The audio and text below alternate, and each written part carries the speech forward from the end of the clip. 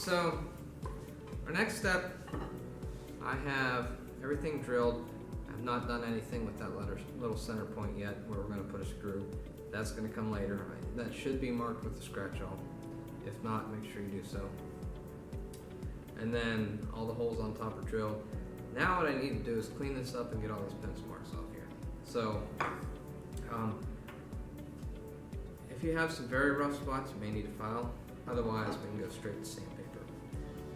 A couple things. The ends sometimes are really rough and might benefit from being hit with a file first. That'll just make it go quicker. Most everything else you probably will not want to file. You want to go straight to sandpaper. So in doing so, open up a vise here. Make this in place. And as far as smoothing up the end, I want to make sure I'm using the flat side and again the forward stroke. What you're going to see, and let me show you now so you can see it better. Make sure you can see this. Towards the center, you can see the deeper rings of the tree. Where I started to file just a little bit, it's taken away the high spots and it's starting to turn kind of a whitish color. What we want to do is get everything to turn that whitish color, and you won't see or feel those grooves anymore. So that's exactly what we're trying to do. So as far as that goes, go ahead and just hit this a little bit. Forward strokes might sound like a turkey call sometimes, and that's fine.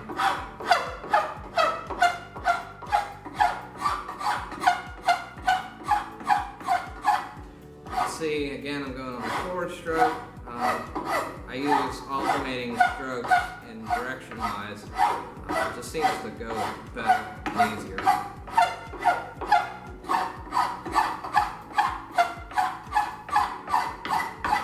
So that's starting to smooth up well. I could either finish it off with some more with the file, or I could jump over to sandpaper.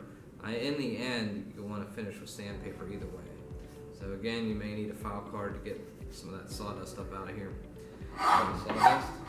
In the tool cabinet, right beside the files, we have a bunch of these little wire brushes. These are called file cards. They are used to clean all that stuff out of the files.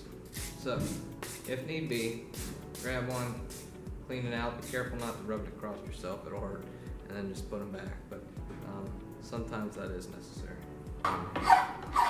But when using the sandpaper, first of all, I moved this so you can see it, but we have our little rack with sandpapers in it. We want from the top the rough and medium grit. You want a piece of paper out of there. You want a sanding block out of the middle. So sanding block's nothing more than a little chunk of wood. We've got the sandpaper. What we want to start out with is 100 grit. You can take it, you're going to wrap it over top of your sanding block and hold it good and tight. If it can move side to side, it's going to tear. We don't want that. So make sure it's good and tight. And we'll sand on the ends where we see the rings of the tree. We're going to sand long ways. Probably easier to stand up and get some force down on here. Okay. You will need to put some force into this. If I just go over top and just rub it back and forth, I'm not really doing anything. I need to put some downward force into this.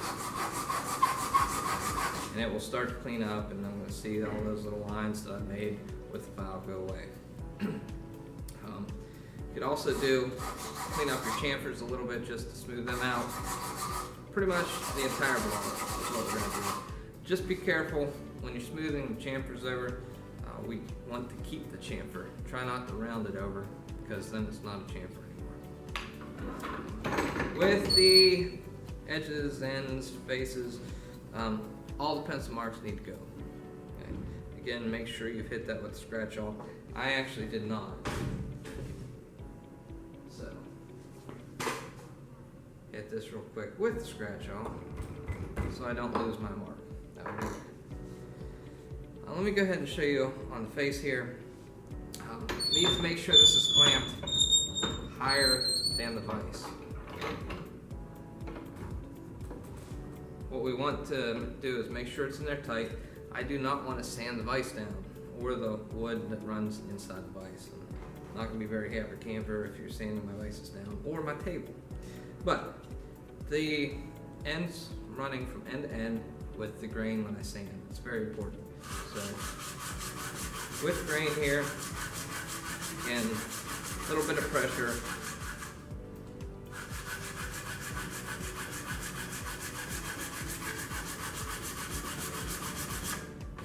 my pencil marks are already starting to go away.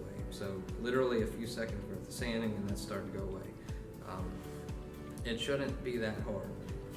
Paper should feel rough.